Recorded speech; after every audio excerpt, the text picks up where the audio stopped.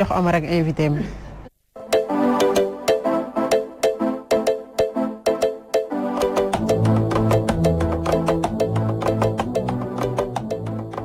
mu nga docteur Amadou Ba moom nga dalal tey. mais ajaratu nag di nga laaj saa lu tax mu naan ma policier. mbaa dañ laa dóor. non non du loolu. dañ laa jàpp non non moom peut-être sérieux bi ak noppi bi ak rigueur bi ak ni ma ponctuel peut-être loolu moo ko lii. en tout cas peut-être looloo sama nature quoi. yàlla baax mais moom lan la ko war a woowee général. waaw jeune. ñu ngi kon ñu ngi nuyuwaale si mais tey di dalal sunu gan. dama xaw a ragal koor moo tax des fois dama naan nem. mais ñu ngi lay ziar bu baax docteur Amadou Ba di bàyyi la nga nuyoo après ñu sóob ci waxtaan bi. di la delloo ziar di nuyu ñi ci plateau bi yëpp. ñu ngi lay fay. di rafetlu également ñëw fii ci encore ci plateau Walfadjri pour waxtaanee li nga xamante ne lii mooy njàmbatu Sénégal di nekk njàmbatu adduna bi yëpp muy coronavirus. di fàttali ni chercheur nga en politique de santé nekkoon nga conseiller technique ministère de la santé mais aussi tamit ci wàllu santé mun nañ wax ni ca université tamit yaa ngi ciy joxe ay cours di ci jàngale di ci gëstu tamit lu bari kon tey jii li ñu nar a waxtaanee yow am na loo ci mën a sànni mais balaa ñu ciy sànni dara noonu la présenté nga expliquer ñu pour ñuy dégg xam lan mooy sa liggéey parce que ñu bari bu ñu déggee ni ci wàllu santé rek pour ñoom pratiquant la kii dem hôpital di fajaate ak yooyu waaye yow lan mooy sa liggéey yow. waa xam nga su ne docteur rek nit ñi dañuy yaakaar ne ku nekk ci hôpital di faj la.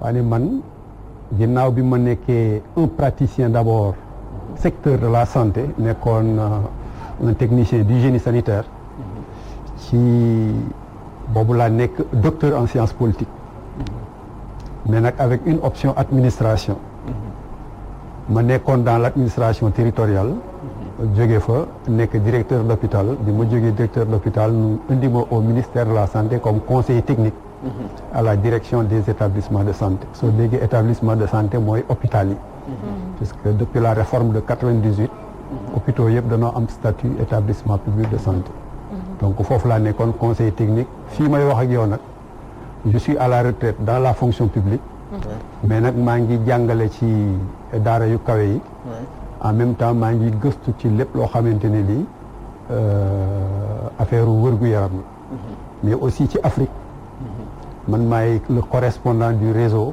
francophone international pour la promotion de la santé. docteur Amadou Ba c'est bien présentation bi pour mu gën a leer ci bopp yu bari parce que ñu bari bu ñu déggee docteur rek pour ñoom kii fajaate la mais fi may njëkkee mooy fi ñu toll ci coronavirus. au début dañ na woon coronavirus am na Sénégal ñu bari bàkk sunu docteurs yi bàkk état bi bàkk ministère bi boobu feebar mi ngi yot fu mel ne Burkina jamono jooju feebar bi di jug ñu dem ba toll ci ñaari weer ñu xayma ni ñun am nañ ay junni cas mais ñiy faatu ñi ngi tegaloo feebar bi mi ngi gën di yokk ba ciy dugg ci ay cas communautaire dëkk yooyu ñu doon wax naan ñoom ni ni xeexam maladie baaxul seen bopp mi ngi wàcc ñun suñu bopp mi ngi yëg lan mooy expliquer loolu. xam nga dafa am benn fable buy naan bul nee bërët pour daw il ne sert rien à courir il faut toujours partir à point. kooku la fable moo ko wax. su ñuy wax coronavirus fii ci Sénégal dañuy naan danoo lajj ñaari yoon. pour yow danoo échec ñaari yoon. danoo lajj ñaari yoon. te fi ñu jëm moo gën a garaawati. nga ni. waaw kooku moom parole d'expert la. expliquer la. premier lajj bi. mooy d'abord naka la virus bi duggee biir Sénégal. te nu amoon ay matukaay yu mot. parce que on a un très bon système de santé. nu am également li ñuy wax une police sanitaire aux frontières. te fii ci diine ak jamono. te Moustapha Diop mën na ma seede. suivre naa la. laa leen ne. su fekkente ne. système bii ngeen wax moom ngeen adopté. le coronavirus fii ak i fan dina dugg biir Sénégal.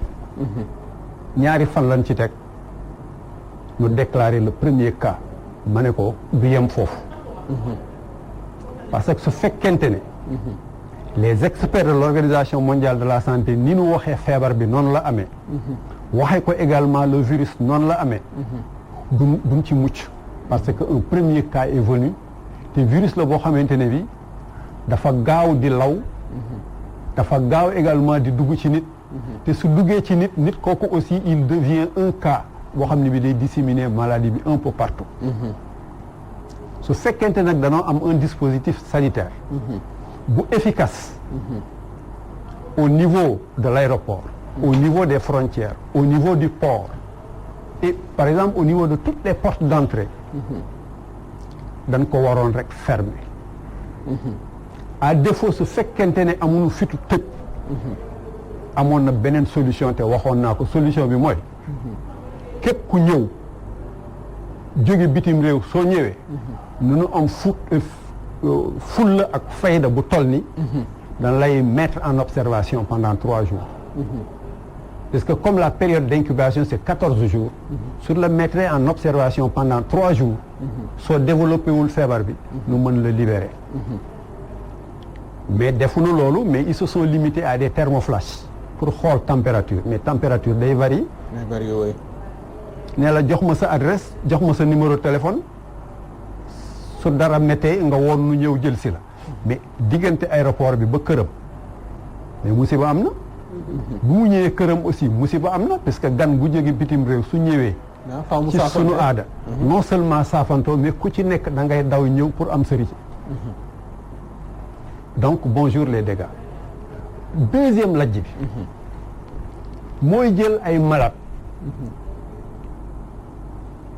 épidémie lu toll ni coronavirus nga yóbbu ko ci hôpital waxoon naa fi également que feebar bi du feebaru hôpital feebaru lan la exactement feebar bi Covid-19 la li ko waral mooy coronavirus mais c'est une épidémie te nan lay naan en matière d'épidémie benn cas rek c'est-à-dire en matière de maladie contagieuse soo ci amee benn cas rek déclarer lan la épidémie te obligatoirement da ngay def la déclaration au niveau de l'Organisation mondiale de la santé yée ngi fàttaliku choléra yée ngi fàttaliku lèpre yée ngi fàttaliku yeneen feebar ya nga xamante ne même Ebola moo te benn service rek wala benn hôpital rek la ñu amoon boo xamante ne bii muy traiter les maladies infectieuses muy Fann Fann bi mu ne Ebola yàlla may nañu vraiment kattan ak xarañ ba nu traité benn cas bi nu amoon mu yem foofu waaw mais tëj frontières yi comme li nga wax rek ci lañ njëkkee waaw mu yem foofu nu am ci sutura am ci ndam mais bi cas yi commencé am ñaar ba ñett ñu yóbbu leen hôpital Fann mais Moussa Seydi clinicien hors pair reconnu au plan international mu ne leen attention 12 lits rek lañ am te suñ ko weesoo c'est une catastrophe mu weesu 12 lits ñëw ba ci 25 mu artuwaat leen nee leen si jamais nu weesu 100 cas ce sera l'hécatombe xam nga kon mu ngi leen di aviser barke démb rek la mujje mu ne leen épidémie bii xeex bi du ci clinique bi maanaam du ci paj mi mais xeex bi ci prévention la mais état bi très tôt édicté des mesures préventives mooy li ñuy wax les mesures barrières mais kooku c'est une prévention individuelle mooy man kot yow kot ngay aar sa bopp mais daa am loo wax dama bëggoon dinaa fa ñëw mooy donc yaa ngi aar sa bopp du dëgg mais oui bismillah dafa am beneen niveau su fekkente ne virus bi amagunu li ñuy tuddee vaccin pour immuniser la population mais am nañ la possibilité au moins que le service d'hygiène def ay désinfection ak ay désinfectisation maanaam lépp fépp foo xamante ne fi gis nañ fa feebar bi danoo waroon gaaw def benn confinement localisé et ciblé ñu ñëw def désinfection bi surveiller justement cette communauté qui est là mais 15 millions de Sénégalais 16 millions de Sénégalais mënoo leen surveiller en un temps record. mais dama bëggoon balaa may jox saa daa am benn wax boo xam ne yaataloo ko da nga ne feebar bi du feebaru bi ñuy faje hôpital fan lañ koy fajee. exactement foofu laa tax moo tax ma jox la ay exemple ma ne la lèpre jaar na fi tuberculose jaar na fi fièvre jaune jaar na fi yeneen ak yeneen jaar nañ fi tey loolu la ñuy tuddee des épidémies mu dem sax ba nekk des pandémies puisque pandémie mooy épidémie boo xamante ne bi localisé wuñ ko rek en un temps ci benn bërëb mais dafa englober presque toute la planète bi feebar bi demee ba englober toute la planète ñun mënu ci woon mucc mais léegi nag pourquoi ma ne du feebaru hôpital mais comme c'est une maladie contagieuse boo xamante ne bi dafa gaaw a contaminé te fu mu dugg nit ñi daw ko te hôpital dafa am ñeneen ñu koy soxla te ñooñu lañ ko defal mais danoo waroon def comme ni ñu defoon temps wu lèpre ak temps wu yeneen grandes endémies les services des grandes endémies par exemple les maladies infectieuses hôpital Fann bii bi ñu koy créer dañ ko créer woon pour isoler des malades boobu Fann bi du woon sax dëkkukaay boo xamante ni bi dafa mag foofu laa waxoon dès que nous amoon 2 cas danoo waroon créer des chapiteaux créer des centres yoo xamante ni képp ku feebar wala képp koo xam ne kii nekk nga en contact nu mën la yóbbu foofu mettre la en quarantaine la quarantaine également c'est une mesure de santé publique boo xamante ne bi organisation mondiale moo ko santaane képp koo xamante ni am nga feebar bi wala nu njort ne am nga feebar bi dan la war a mettre en quarantaine bala ngaa contaminer les autres. Sane Yobou. voilà docteur jërëjëf. waxtaan wi macha allah am na solo expliqué nga yu bari ci li nga xam ne waroon nañ ko doxalee te doxalee wuñ ko te defe naa ne loolu partagé nga ko ak ñu bari ñoo xamante ni bii gisoon nañ ni tamit lu mel noonu waroon nañ koo teel a def mbir mi yeex na. man suivre naa la ay émissions yoo xam ne def nga ko ak Moustapha vraiment ci yu mel noonu am yu bari yoo xam ne wax ak bi parent kii mooy booy yi nekk waa waan nekkee fii donc suivre naa émission yooyu bon professeur man dama am benn question ak tamit benn affaire bu ma xaw a jaaxal ci tamit kii quoi question bi damay njëkk a ñëw ci professeur Seydi ci li nga xamante ni bi wax na parce que njëkk na wax ne bu ñu amee lu ëpp 12 après mu ñëwaat ne 100 temps yi passé defe naa ni wax na encore tamit ne affaire bi fi mu toll nii waruñu yegg ci ay confinement ak affaire yooyu expliqué waat na loolu maanaam mel na ni mbir mi ëppagu ci loxo ci koo xam ni neewoon nañ ñu bu ñu yeggee 12 dinañ am jafe-jafe ñëwaat nañu 100 tey ñu ñëw ba toll fi ñu toll tey nga xam ne plus de 800 et quelques. 1000 je pense waaw 1000. waaw am nañu wér 1160 cas yooyu. waaw am nañu ci wér mooy li ñu agrégé ci ñëpp. waaw ci ñëpp am nañu wér quoi man ñi nga xam ne. on est à 800 defe naa. waaw 800 et quelques ñoo nekk fii quoi man loolaa waaw. voilà 800 et quelques yoo xam ne ñu ngi en traitement te fi mu toll nii nee nañ maîtriser nañ mbir mi ñoom fi mu toll nii affaire bi ëppagu ci loxo quoi. c'est que affaire boobu dafay jaaxal ci nit koo xam ne mu ngi doon topp wax ji ni nga xamante ni noonu la demoon loolu bëgg naa pour ay leeral beneen bi ñu waxee chloroquine professeur Raoul wax ko ci France après ñoom commencé nañ ko di utiliser te kii bi nga xam ne bi ñu ngi ko kiiwee fii ci Madagascar nga xam ni ñoom ci seen jëm bopp nee nañ affaire bi kii na man déggaat naa professeur Seydi nee na moom loolu daal bokkut ak ay kiiwam quoi ba moom du dugg daal ci mbir moomu parce que bokkut ak li nga bu dee chloroquine lu mu xamoon la waaye yëpp moom du ci kii lan nga ñu mën a indil ci mbir yooyu. merci beaucoup Sandiogou gis nga da nga posé ay questions yu am solo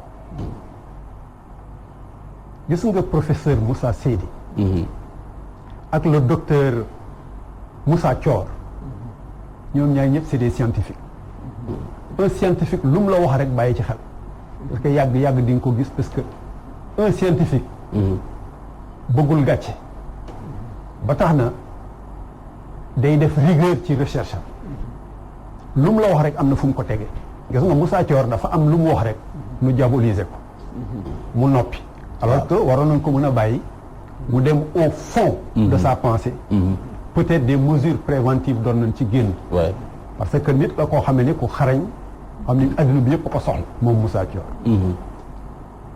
Moussa Seydi moom it c'est un expert dans la matière mais dafa ñoom ñaar tous les deux c'est des médecins kii professeur la kii docteur la mais ku ci nekk sa xam-xam dafa dem ci benn fànn. Moussa Thior c'est un santé publique pur et dur. C'est-à-dire il est spécialiste en santé publique. su la nee santé publique mooy épidémiologie. su la nee épidémiologie mooy la chaîne. depuis la source maanaam fi tooke bi nekk ba bi muy dugg ci nit ki ba nit ki fi muy feebaree ba nit ki fi muy fajo c'est une chaîne de transmission. Moussa Seydi du santé publique du épidémiologiste mais c'est un clinicien pur et dur maanaam feebar bu ñëw mu faj ku feebar soo ñëwee mu faj mais nag nit ku nekk nee na bët du yenu waaye xam na lu bopp attan su fekkente ne moom ak équipe am nu yore presque 847 cas yu mu war a traité ci biir Sénégal amul benn hôpital bu attan 847 cas amul te hôpitaux yi également du lii rek mooy seen liggéey dafa am ñeneen ñu war a faj te hôpital c'est le domaine de la clinique dan lay naan hôpital pour faj la pour gëstu la ak pour jàngale la mission hôpital gëstu la faj la ak jàngale la preuve gis ngeen école des sages-femmes école des infirmiers d'État la médecine ak ñëpp ci biir ay hôpital lañ doon nekk te sooy jàng également chaque matin da nga war a def ay stage pratique loolu mooy mission wu hôpital mais su dee nag épidémie la c'est toute une chaîne da ngay dem ba génn hôpital bi sax da ngay dem ba dugg ci dans la communauté gis nga par exemple Diouf Sarr bi affaire bi demee ba bëgg a jéggi de 25 cas wala 100 cas rek am na fu mu wonee tiitaangeem te waxu ko mooy bi muy naan il faudrait que la communauté s'engage bi muy naan il faut que la communauté s'engage mais boobu mu ngi wone tiitaangeem sans le dire mais nag communauté naka lay engagé woo su fekkente ne impliqué woo ko woon depuis le départ. mais kon aveu d'échec nga gis foofu. non seulement aveu d'échec bi dafa yàgg mais point de presse am bu barke démb bi rek wone na ni il a échoué sur toute la ligne. Oui parce que la stratégie n'a pas été bonne stratégie bi nga xamante bi def nañ ko baaxul xam nga lu tax ma wax ko pour gën tontu un peu ci question Moussa Ndiop mooy épidémie su amee feebar bi doo topp ci ginnaaw di daw xam nga ñoom ils ont parlé de riposte mais riposte mooy dóor fayu am déet te waroo xaar mu lay dóor mais non tu dois être offensif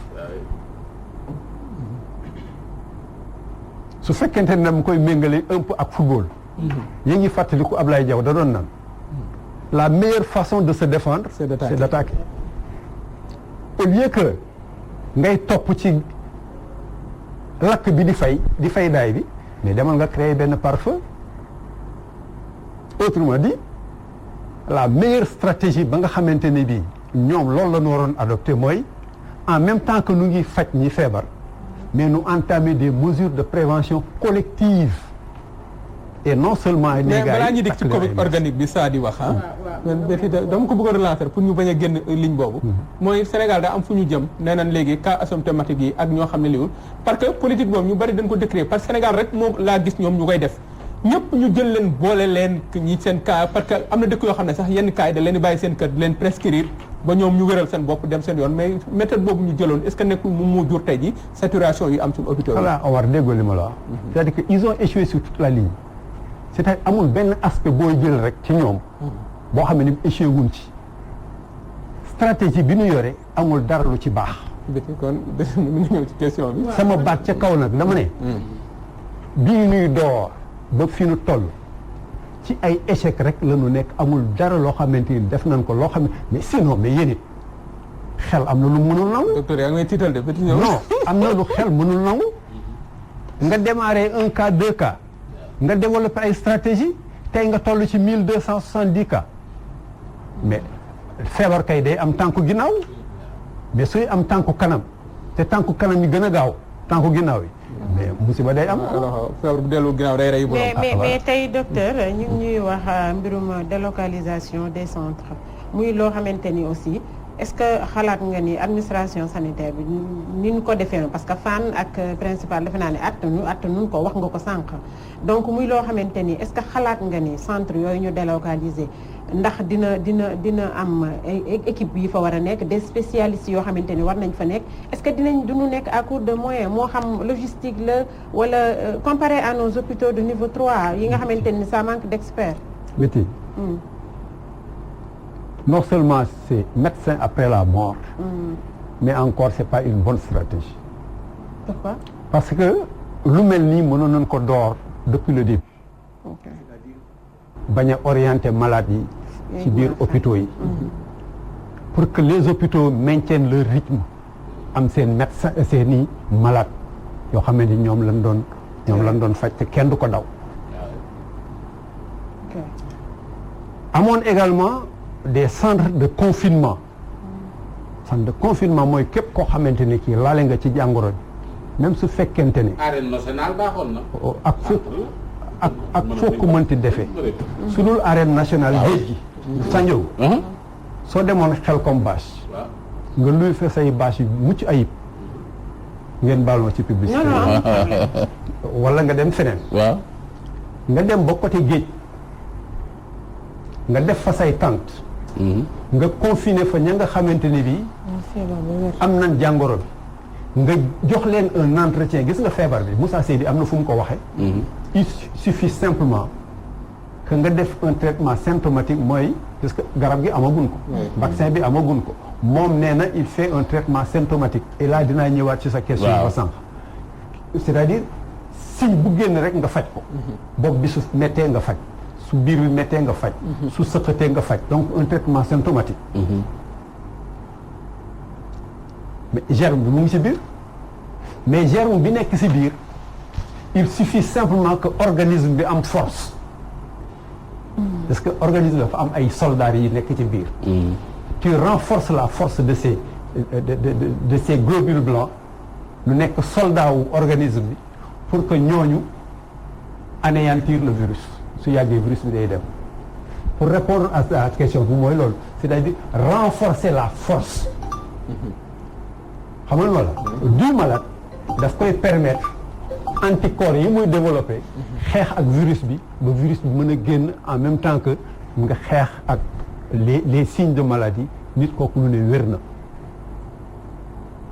donc su fekkonte ne defoon nañ isolement boobu loolu la ñuy tuddee quarantaine defoon cette mesure de quarantaine comme ni ñu ko doon defee pendant les périodes de fièvre jaune de peste ak yooyu mais doon nañ ci mën a génn mais tous les cas graves dégg nga le ministre wax na ko. nee na suñu defee centre yooyu ba pare moo naam Guéréo Saly ak Aérogare. suñ ko defee ba pare. bépp cas grave bu nu am nu koy soog a yóbbu hôpital est-ce que mën nu ko woon njëkke. waaw bu njëkke woon foofu duñ egg fii. c'est vrai. beneen bi mooy su fekkoonte ne bépp localité bu nu gis benn cas suspect ñu ne quartier bii day bu fi kenn génn mais nag nga assurer leen le minimum vital lu nuy lekk lu nuy naan ak lu nuy fajoo et cetera c'est-à-dire que bu nu génn quartier bi wala bu nu génn gox bi mais ma yore leen seen lépp au bout de 14 jours. ka feebar wér ñëpp nekk jàmm. non seulement moom dina wér. voilà mais c'est là encore là yoo xam nga dama koy bañ a. wala ne. ils ont échoué sur toute la ligne. ça daal laal fu yëpp am kumpa mooy Covid organique bi jóge Madagascar. waaw léegi. waaw mooy li nga doon wax sax. affaire chloroquine bi. affaire kii yu Madagascar bi. waaw mais ñun li ma jaaxal mooy. bi le professeur Raoul waxee affaire chloroquine bi ba mu am ñenn ci occidentaux yi di ko ŋaññ. mais ñun dañ leen dimbali ci ŋaññ bi. comment. bañ ko fulal.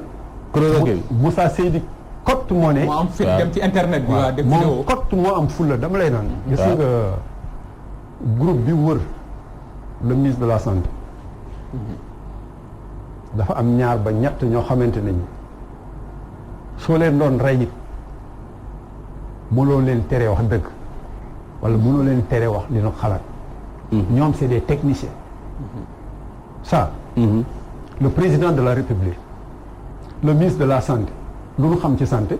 dara gënuñu ma cee aay de. non wala sax yow nga tane la. voilà. mais nag avantage bi nu am mooy am nan ci biir Sénégal. ay nit ñu xarañ ñooñu waroon nekk seeni conseillers.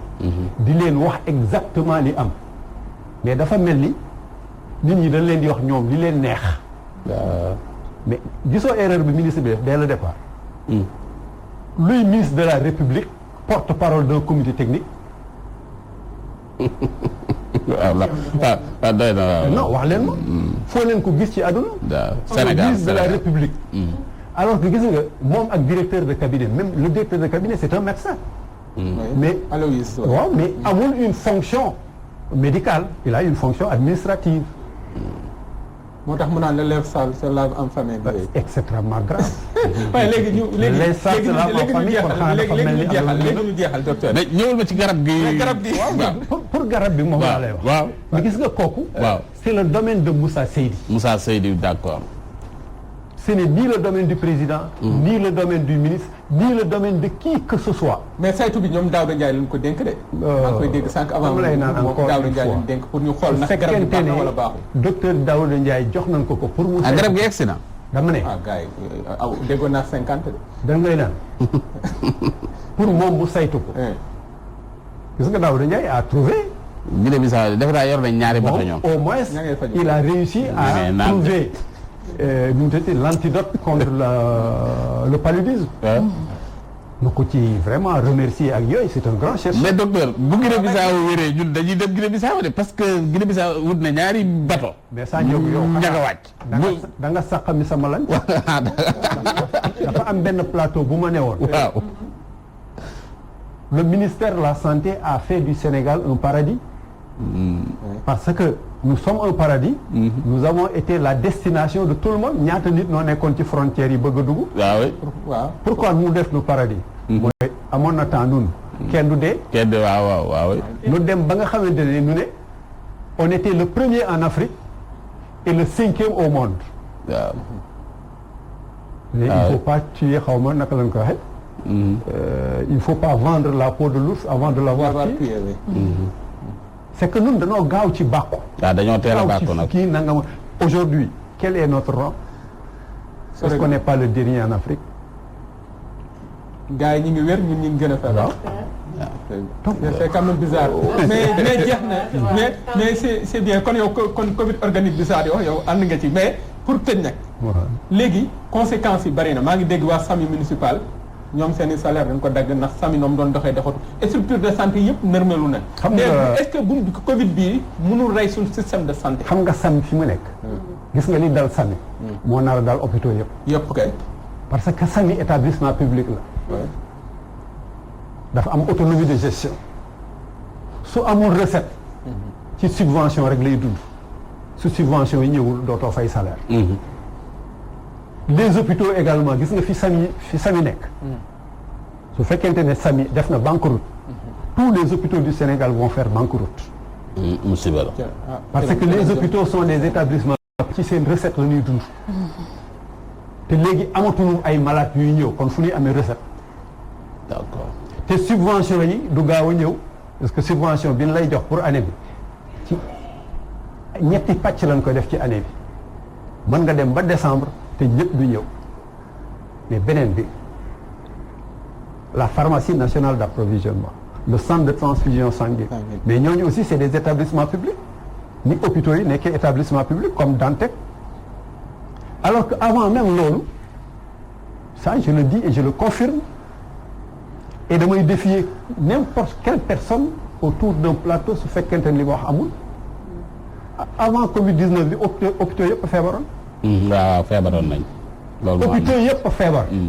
te amul benn hôpital. ça je le dis et je le répète. et dama bëgg nit ñi également déglu ma. dama ne en dehors de l'hôpital principal amul benn hôpital bu nekk ci Sénégal boo xam ne bi mu ngi aux normes je dis bien aux normes de la réforme hospitalière de 1998 amul benn bu ci nekk aux normes. en tout cas am na yeneen question yoo xamante ni bëggoon nañ ko ci kii sax mais bon temps bi léegi nag centre yooyu nga doon wax. waaw mais soo créé ay centre nga def fa ay lal te amul ay équipement ah yow hôpitaux yi sax amul personnel bu doy ngay naan damay créé waat yeneen centre kan mooy yooyu. ba pare te ay cas asymptomatique man loolu laa bëgg laaj. où est la pertinence des cas communautaires bu fekkee ni lii cas asymptomatique yi ñoom ñoo ko occupé cas communautaire yi kenn xamul ni rien mais ñi li tax ñuy téye cas yooyu. c'est ma grande question. waaw lépp loo ciy ragal. waaw ci feebar bi. waaw ragal ci cas communautaire. fii laa ko waxoon ma ne leen. boobu amaguñu woon cas communautaire. man leen jarul wax cas contact ak cas importé yëpp cas la rek. cas la kay. adduna bi daj. amul fenn foo déggee cas importé wala cas ñoo koy séparé. ñun pourquoi nous dissocier bi ñu waxee fii le représentant du ministère bi mu waxee affaire au cas communautaire. ma ne ko bés bu ñu amee benn cas. communautaire ce sera la catastrophe. te kenn dootu ko mën a téye. docteur lu muy tàggatoo. docteur ñu bàyyi la gàtt na pour tàggatoo. damay jox ay conseils à l'administration de la santé. Le premier conseil mooy il faut que nous déconfiner totalement toutes les forces vives. Toutes les forces vives. nañ leen déconfiner sinon on va vers la récession économique. parce que li jig européens yi jigunu parce que les européens. seeni sàq mu ngi fees del. nan bàyyi nit ñi liggéey yow loolu la ànd. nanu bàyyi nu liggéey les forces vives laa wax. deuxième bi